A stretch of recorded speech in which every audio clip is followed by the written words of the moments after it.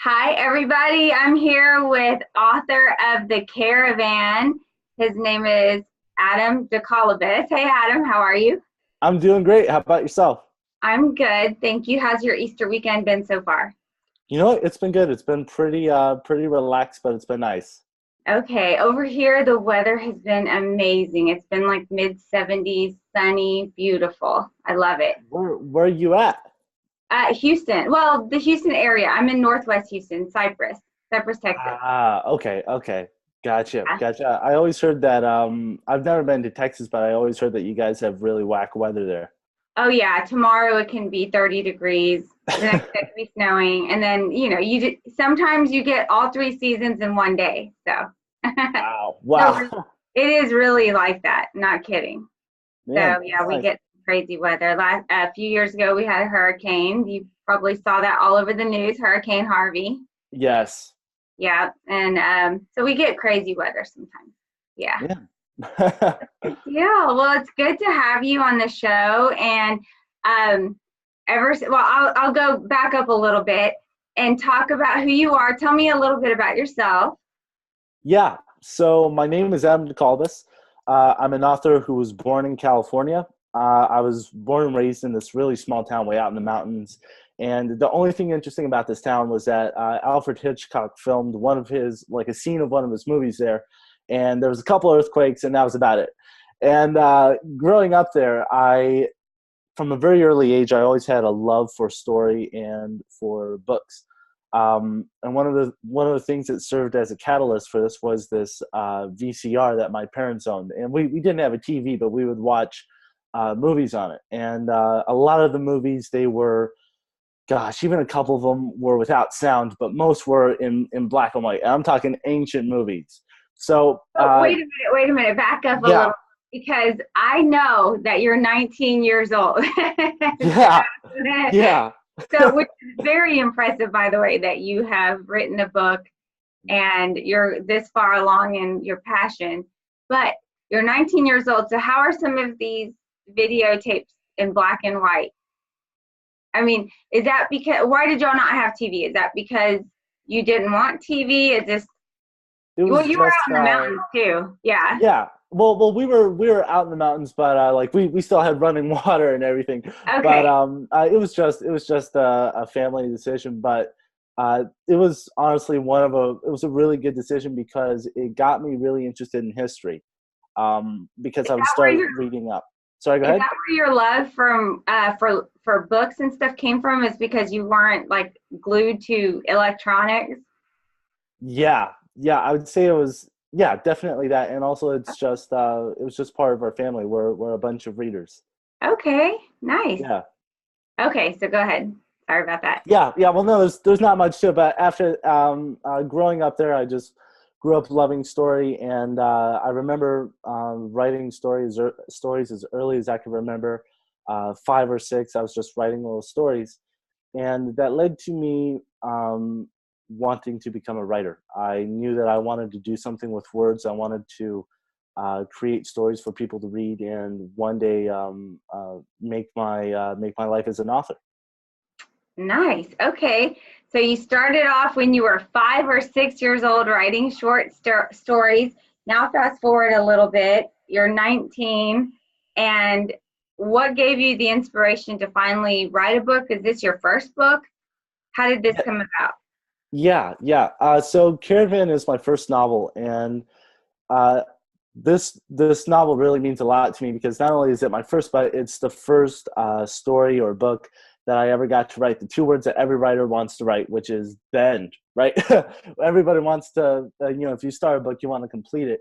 Yeah. And the interesting thing about my story as a writer is that I had a good base creatively, and that I constantly had a lot of ideas, but the fault was that I would never commit to these ideas and explore them and go farther than I was comfortable with, and so that meant nothing ever turned into a book. And when I had the original idea for Caravan, I I took it to a friend of mine who I grew up with, and I showed all my stories to. And my friend stopped me and said, "Listen, I'd love to check out your story, but I'm not going to read it. I've read all your other ones. you get me really interested. I read a couple pages, and then that's all I hear of it, and that they just vanish, and you start a new one. And my friend said, it's starting to irritate me. So here's what we're gonna do. Promise me that you're gonna finish the story, because I can tell that you're passionate about it, and that there's a lot of excitement. I can tell it's something real. And come back to me when it's finished, and then I'll read it. I think that's a curse for creative people, that we get these bursts of inspiration and creativity, and then we're like, okay, we know what we want, and we see it, and it's like it's done in our heads, so we don't finish it on paper, or or sometimes it just simply seems too, like, we're getting a peek inside of a world that just seems too big and too intimidating to flesh out all at once. Absolutely, yeah. That's what's happening to me. Well, I'm going to stop saying that. I'm going to stop manifesting that. But that was the issue that I had been having in writing the book that I'm writing as well. Exactly that. It just seemed a little overwhelming, and I let fear creep in.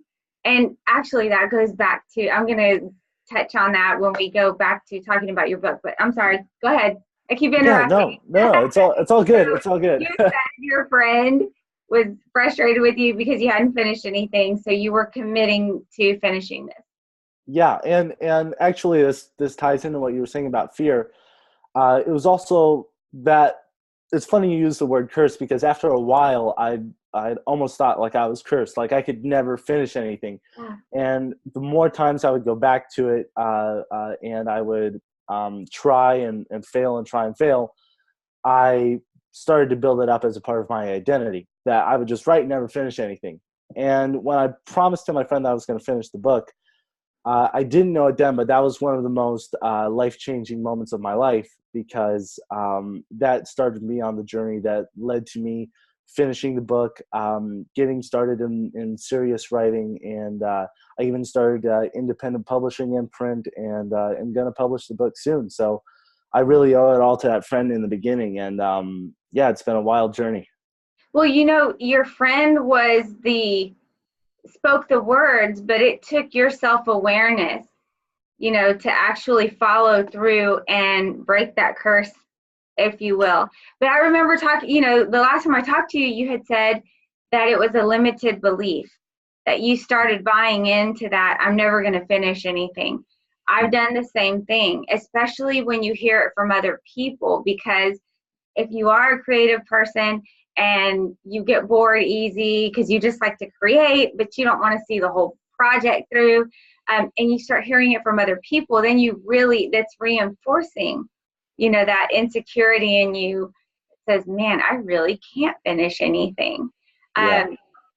I used to have that issue when I was younger, and now people call it, they give you medicine for that, the ADHD, whatever.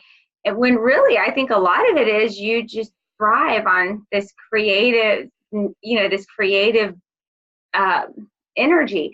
But I was like that when I was younger, and I did the worst thing you could possibly do straight out the bat.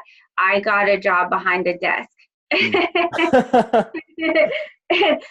Talk about feeling bad about yourself because you're just not in the right environment.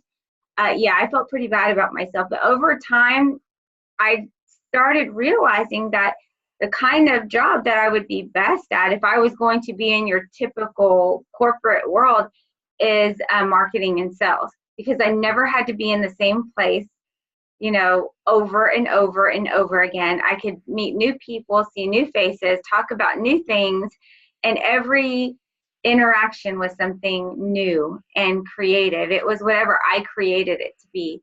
So it's somewhat of a curse, but it's also good in the right environment, right? Look, you finished this book. But I agree, you did great following through, and it's an inspiration to me because, like I said, I've been in that place where I have struggled mentally with that same limited belief. So, yeah, that's good. Yeah. So now you're finished with it, but so let's talk about the book. What is it about? Sure. So, Caravan is a story about a man from England who travels across the Saharan desert to photograph the people, the culture, and the desert. And while he's traveling across the desert, he falls in love with it. He falls in love with the caravan, and he becomes a little bit obsessed with the silence that he finds there, because it allows him to start putting himself back together after some things he saw in the First World War. It teaches him to, it helps him to start learning about life and rationalizing the way that life is and what life is about. So really, it's a story about freedom. It's about adventure. It covers a lot of the culture, and wrapped up in all of that is a moral that you could take away from it if you want to. Okay, and so I remember speaking to you about this in our last conversation. Where did you get the inspiration to write about the caravan? Yeah, so one of the books that really influenced this whole topic of freedom and following your heart was the book The Alchemist by Paulo Coelho. And I'd read this book about a year before I started, before I had the idea of Caravan. I think that the message of the book of following your passion and following your heart, it's a message that is very attractive to me, not only in just life in general, but creatively, because that message, I think, is very, very real in both fictional worlds and in our own world. Mm-hmm. So that one, it inspired me to write a story about freedom, and I was also just very captivated by the idea of a man traveling across the Sahara and learning about the world and learning about himself. Why did you pick the Sahara as your surroundings in the book, as the backdrop for your book? I chose it because I think that the Sahara, in a way, it's very representative. It represents life in its own way. There we go. It's very symbolic of life in the way that from the minute we're born till the day we die, it's like we're traveling across the desert. Life can be very harsh, and it can be very ruthless with us, but at the same time, it can be very forgiving. You know, there could be the shade of the palms and the oases of our lives. And it can also be very beautiful, and it can also be very boring. It has the full range of human experience. And I thought that as a setting, one, it would not only represent life well, but two, it also make the characters that are traveling through it face more than just a desert. It would actually make them face themselves in a way. Yeah, because you're out in the desert. Back to what you were saying about the desert representing life. I loved how, and I don't know if they said this in The Alchemist or if I just picked this up from it, but oh no, they did, about one of the requirements, I think he said, of when you're born under the religion of, what religion? I can't remember what religion he was in The Alchemist, but he said I forgot. One of the requirements was that every person had to go on a pilgrimage. Do you remember that? Yeah. And I thought that was really interesting, because I think, wow, that is so true. Everyone in life should have at least one pilgrimage that they go on. Hopefully, I mean, I think it would be even better before you're married, to just go and get away and learn about yourself, get out whatever it is you need to get out, and like this desert experience, because you face yourself. And at the end of the day, it's kind of like golf. You're competing against yourself. There's really nobody else. Everybody else around you is truly a reflection of where you are in your life, good and bad, period. And so you're right. The desert definitely would bring that out in people.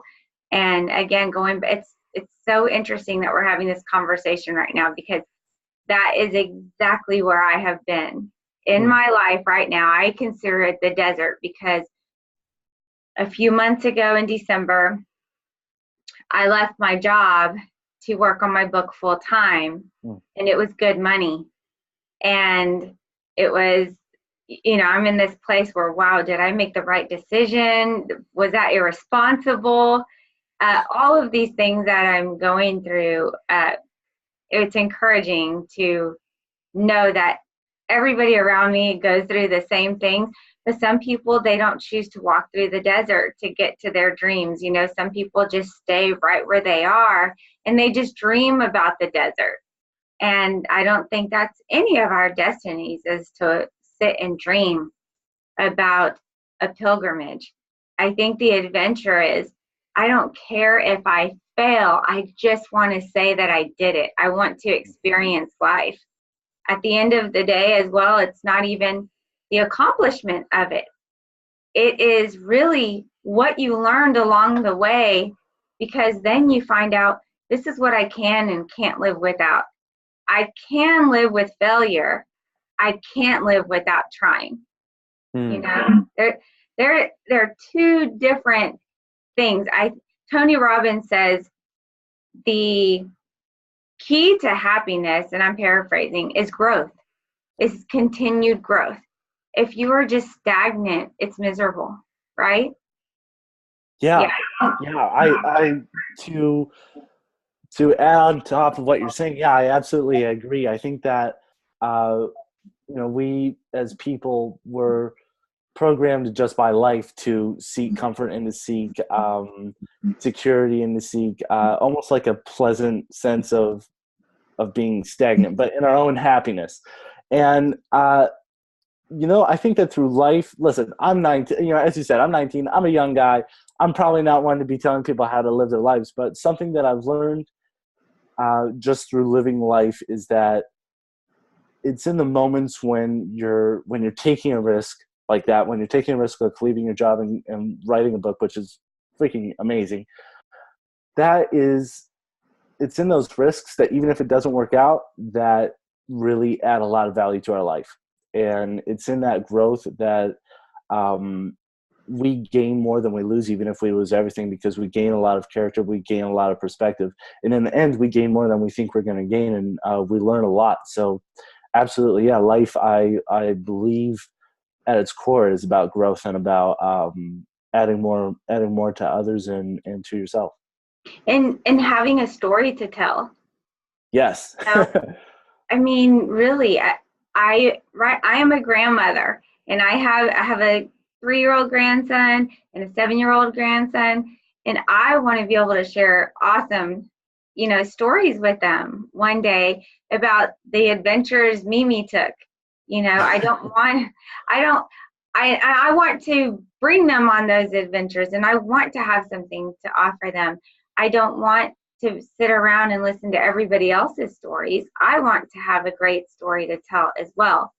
And you said you're only 19, but I know from having 3 kids that every day they're faced, from the time you're little bitty, you're faced with decisions on taking brave steps, and even little kids have brave stories to tell. And I'm not calling you a little kid, but little, in the Bible, King David, he got called to be king when he was a teenager.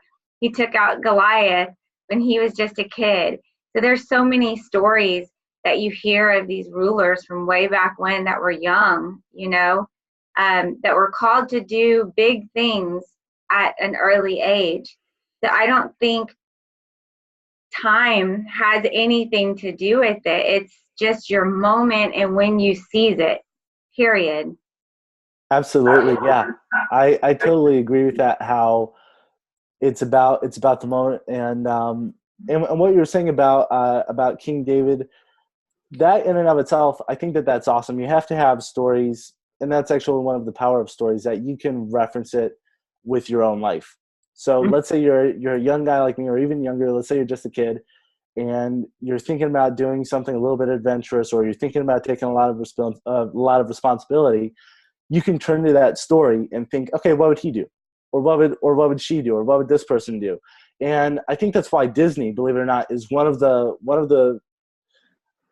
greatest storytellers, because not only can they make us care about inanimate things like toys or anything like that, they can really bring out stories that as a kid they really do fill you with courage, and they really do make life adventurous and make life interesting. So that's also one of the incredible powers and things about stories that I love. That I never thought of that. But yes, Disney appeals to these kids, and they create these stories that are so full of passion for kids. They make them want to live this adventure, right? And here we are just constantly taking the sales out of kids. You have to sit straight for 8 hours, and listen and learn. And then when you get home, you eat and you do chores and you go to bed. I mean, I'm a big believer in creating adventure for kids. And call me whatever you want to, but once a quarter, if my kids' grades were up, which they usually 99% of the time they are now. My son's about to be 12, and then my other ones are older, but when they were younger, their grades were pretty good. I would take them out of school once a quarter to go on an adventure. Whether it's just to go eat ice cream and go hang out at a park, or we would go to the beach, go to a museum, something.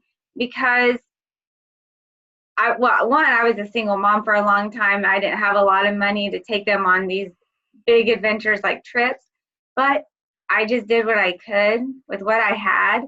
And I just wanted to break up the mundane for them and let them live a little. And it's great because my daughter does the same thing now with her boys. Yeah. That's awesome. And by the way, I think that that's a great decision. As a kid, I was lucky enough to be exposed to a lot of adventure. I spent a couple of, I spent a lot of my youth in South America, in Argentina, a couple other countries. And I think that as a kid, that's one of the most awesome things you could be exposed to is adventure and things that differ out of the ordinary. It's what makes children children. It's what makes them so adventurous and so courageous compared to a lot of adults that we meet. Yeah. Do you think maybe that's why so many kids today are so depressed?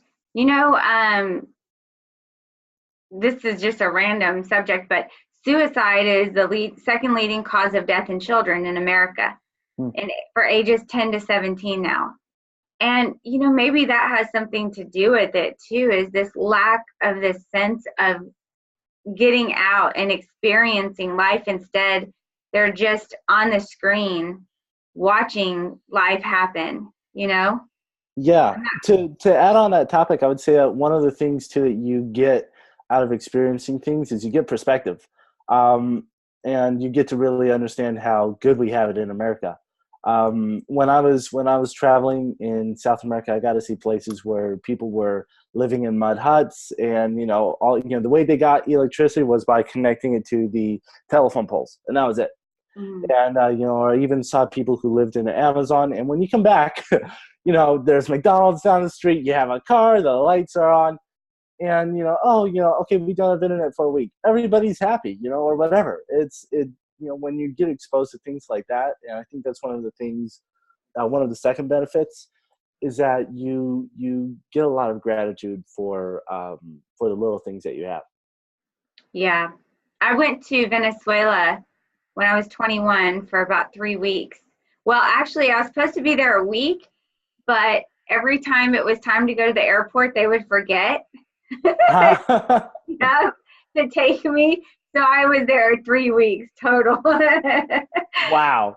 Yeah, but it was fun. I had an amazing time, and I was in an area where it was very poor. So, no warm water or anything like that, but it was beautiful. Everybody was so happy. Yeah. We had so much fun, and I learned so much from the culture there because I was very standoffish. I went there on a mission trip to help, we were setting up a church out there, but I had my 3-foot, comfort zone of just speaking. You stand there, I stand here, and they would just hug and kiss and, want me up close, and they never left me alone, where I slept. I slept on a little cot with rats kind of everywhere. I got lice, all kinds of fun stuff. But you know what? All of those things, I didn't even care because the people were so amazing and so fun. And they told me in Spanish, one person told me in Spanish that before I left, all of my walls were going to come down.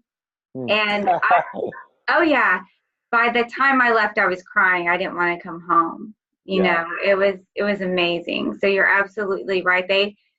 They don't have a lot, but they have so much love, and it's so impacting. And I'll never forget that. It was amazing. Yeah. So, okay. So now tell me about, as far as the book goes, when is it going to be out so that everybody could go out and get it? And where is it going to be available? Yeah. So it's going to be coming out here in about 2.5 weeks. That's the best date I can give you for right now. But if I have a more clarified date, I'll send it to you. But 2.5 weeks, it's going to be out on Amazon. And then shortly after that, you'll be able to buy it anywhere you can buy books. Yes. And then there was another question I was going to ask you. In the book, the Englishman that goes and takes photos, why did you pick him to be a photographer? Yeah, I chose him to be a photographer because I think I chose his occupation as photographer because I think that it represents his perspective of the world. His whole life, what he does is he takes pictures, and he was able to see, during the war, he was a war photographer, and he was able to see the battlefields and the carnage and everything. And then with that same camera, he was able to see the desert. And I think that carries over to the metaphor of life. With our perspectives, with our perspective on the world, with our lens, we're able to see really the full range of life. And I don't know, I just thought that it worked. I really couldn't see him being as anything else.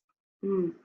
Do you feel like his quest on this, through the desert was, I don't want to ask if he found his freedom, but Ooh.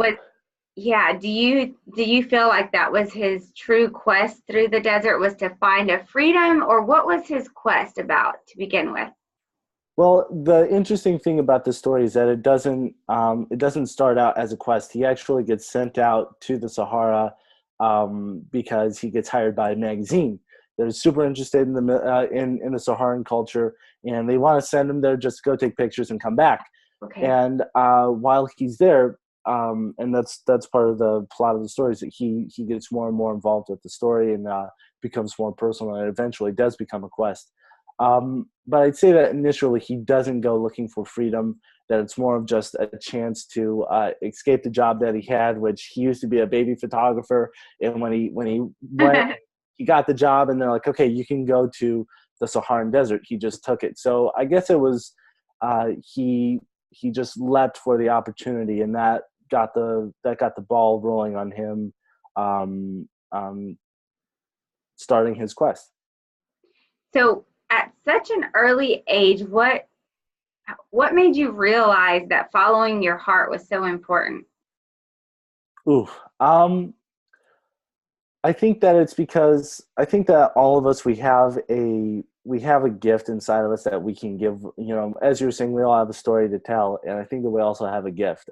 Even if that's just, even for the people that life seems to have just crushed, even their gift can be an example, or they can be a pillar of strength. I think that why I wanted to do this is because I think that my gift in life is that I'm a storyteller, and I want to give that. I want to give the stories that I have, and because stories, to me, they make life, they add so much more context, and they really color it in for me. And I think that if I can provide that for people and show them these really interesting things and these really interesting people, that when they go back to their lives, they can look at things with a slightly different perspective, in a way that's a little bit more adventurous and altered in a way that makes them happier people. That's good. When I said I had gotten stuck recently in writing my book, the reason I got stuck was because, first of all, I love hearing people's stories, which is why I love doing my podcast. I love sitting here and asking you questions about your life and what inspires you and how, you got from point A to point B. I love that. I get energized by hearing people's stories. So in my book, I was actually going to just have so much of it be some of my interviews from my podcast, and just the transcriptions from my podcast because I like it. But my writing coach, she read it. She's like, yeah, you might want to add some stuff. Think about your reader and pull them in a little. And I'm like, what is not pulling them in about this awesome interview? But, she's like, you just think a little about your reader and maybe create the, a picture around it, what's happening before. And I literally got stuck. I had no clue what she meant. But finally, so that being stuck lasted about 2 months. And I called it writer's block. But the reality was I didn't understand her verbiage, like really what she meant. I tried and tried to create these words that would make the story sound more interesting or make the chapter sound more interesting. But finally it broke when I heard someone talking about telling a story. And she talked about storytelling. And I thought, oh my gosh, I can tell a story. I didn't realize that I was a good storyteller, but it helped me. I always thought I'm not good at creating words to tell a whole story. I can just blab or whatever. But then I started realizing, okay, if I look at it like I'm just telling a story about what happened to this family or in my life, and I add some quotes to it and be a little more descriptive and to create this exciting environment, then, it's pulling the reader in more. But that one little bit of a shift in my thinking from try to think about what the reader is thinking, because I have no clue what you're thinking, to just tell a story from your heart, tell this adventure that you saw. What adventure did you see that you wanted to write about? Why was it so exciting to you that you actually had to write about it and then go from there? And I thought, okay, I can do that. So you're exactly right. I mean, we all have, sometimes we don't feel like it when we're in the desert, when things aren't going our way, when we take that leap of faith and money dries up, resources dry up, our energy levels dry up, or maybe our creative juices stop flowing and we think, okay, was that a total mistake? Was this another one of my silly creative ideas? But the value is in the journey, like you said, and what we pick up along the way. That story we had that where we can tell, yes, I did this one time and here's what happened, and as scary as it is, it's exhilarating and it's freeing, and it fills your heart. So my pilgrimage I went on before I was married was, and I recommend this to anyone. It doesn't have to be, far away. It can be right where you live, in an area where you live, but taking some kind of risk. Well, my aunt was dying of stage 4 colon cancer, and it had metastasized to her brain. And I was helping take care of her.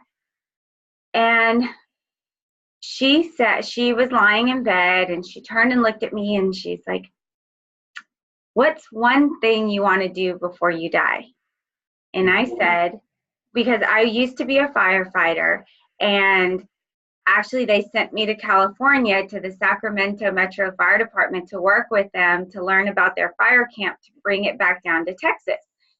So I went up there, hung out with them, and then went back up, and we all went camping in Northern California for about a week. And it was so much fun, and I just swore I would go back and go alone and drive the PCH, by myself. And so I said that to her. I said, I want to go back to California and just take a convertible and just drive and not have a plan. And she just looked at me and she said, do it. Like, do it now. And her hospice nurse walked in, and she said, was somebody talking about California? And we kind of laughed. We said yes. And I told her what I really wanted to do. And she said, well, I'm leaving in a few days to Glendale. She's like, my daughter and I are going to Glendale. I'm from California, but we're just visiting.